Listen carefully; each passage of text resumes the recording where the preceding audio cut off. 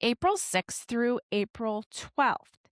And we have the moon moves into Sagittarius because it moved in there in the evening on the 5th. So now we move into Sag after being in Scorpio, after coming down off of a full moon, which is always intense. And yes, it was a beautiful Venus full moon associated with the sign Libra, which has like more harmony and beauty to it.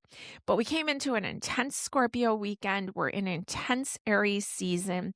And now there's a positive aspect going on between the moon in Sagittarius and all those planets in the fiery sign of Aries. They work really well together. They're trining each other.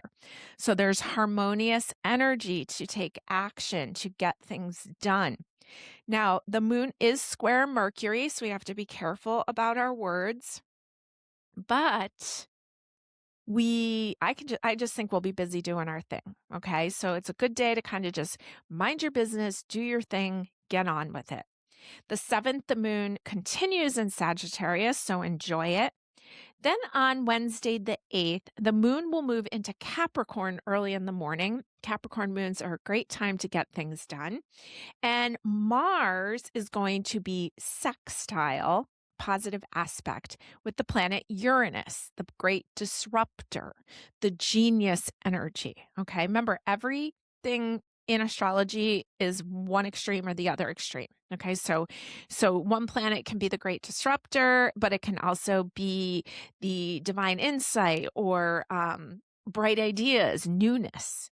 So on the 8th, Wednesday, be prepared for things to change. Okay. And the moon's in Capricorn. Capricorn's not big on change, but Mars is sextile Uranus. Mars, the planet of action, working in a positive aspect with Uranus. So the plans may change, okay, but it may be for the better. So run with it. Now, on Thursday, 4/9, Mars switches signs. Mars leaves the watery sign of Pisces, which I believe is one of the worst spots for it because Mars wants to get moving and Pisces really slow and watery. So now Mars enters its own sign of Aries. So Mars enters Aries 4/9 through 5/18. And, if there wasn't enough planets in Aries before, now we have more.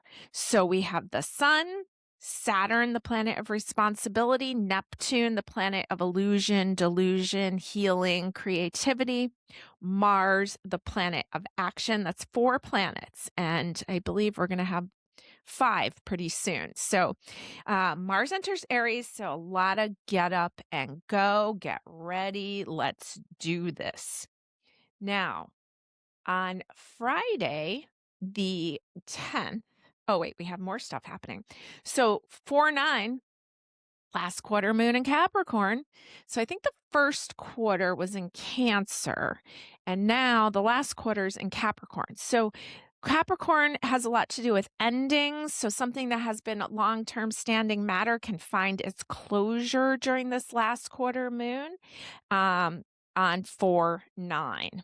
Now, 4/10, continue in the sign of Capricorn, moon in Capricorn. And why do we talk about the moon? We talk about the moon because the moon is the minute hand of the clock. The moon is the fastest moving planet, okay? And so it affects our moods, as we know, as we see with full moons, right? And we know that the moon controls, women's cycles, and the moon, when it's full, makes people crazy. So we know it affects us, right? So we look at the moon to see what sign is it in. It changes signs every 2.5 days. It's going to change how we feel. So we might as well pay attention to it. It's kind of fun to pay attention and see like, oh, which day, do I feel good when the moon's in Capricorn? Do I have planets in Capricorn?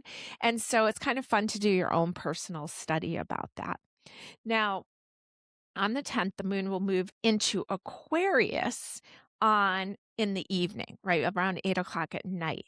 Now it'll be in the early degrees of Aquarius. Well, what else is hanging out in the early degrees of Aquarius? We have Pluto there. I think it's at 5 degrees of Aquarius. And Pluto, transformation and change, death and rebirth, power. Okay, so the moon's coming along and it comes up along to Pluto in the keep you guessing kind of sign of Aquarius. So change can happen. It can be intense. Sometimes it can be moody. The moon has a lot to do with our moods and Pluto's intensity. So we have the moon there on the 10th and it continues there on the 11th. We have an Aquarius weekend. So who the heck knows what's going to happen? You just never know. Probably going to be a fun adventure though. So on 4/11, the moon will be square Venus. So the moon in Aquarius, Aquarius rules friends and large groups of people. And when it's square Venus, sometimes we just need some alone time. So don't be afraid to voice if that is what you need, especially there on 4/11. May last another day or two for you, but honor it. If you need alone time, then you need alone time. Now, 4/12, the moon is in Aquarius and it's going to be square Uranus, so 90-degree angle, with its own ruling planet because Uranus rules the sign Aquarius. So I just put down expect the unexpected because you got so much Uranus going on and they're squaring each other. So I don't know who wins that battle, but Uranus is kind of on both sides of it. So remember, we're going to be heading to a new moon, but be flexible, be adaptable, and just deal with the changes that come in on 4/12. Now, let's get you a couple cards out for this big week. So, starting off with the moon in Sag, ending with the moon in Aquarius. And I always say that, I always thought Sagittarius was the most rebellious sign, maybe because I am an Sagittarius. But I found out raising a daughter who is a double Aquarius that Aquarius is actually the most rebellious sign of the zodiac. So a lot of that kind of rebellious energy, and I say rebellious with love because I think we need to rebel against a lot of the norms of society. And so there's a lot of stand up power, there's a lot of change, and there's a lot of breaking free energy. So your first card is the Wheel of Fortune here. This is a Sagittarius card. I like that it's a loom and they're making this t-shirt with a wheel on it. And so the wheel is like everything's in motion, right? Everything's being weaved together here. But the wheel, you only have so much control. Part of its message is that we have to surrender, that we only have so much control. But remember, it's a card of luck, blessings, and expansion. So we've got the wheel here. Your second card is the Apprentice of Stones, and this is traditionally the Page of Pentacles. So, he's kind of looking at this plant. Looks like there's a great harvest behind him. He's kind of taking it all in. It's very beautiful. There's like a sense of connection to nature. And I love that the wheel too is out in nature. Okay. So, a lot of beauty there. Let's see what your oracles are. Speaking of beauty, you have the honeybee here. Air, number 5, honeybee. And you have the eagle, mastery. So it's almost like get out in nature, enjoy this.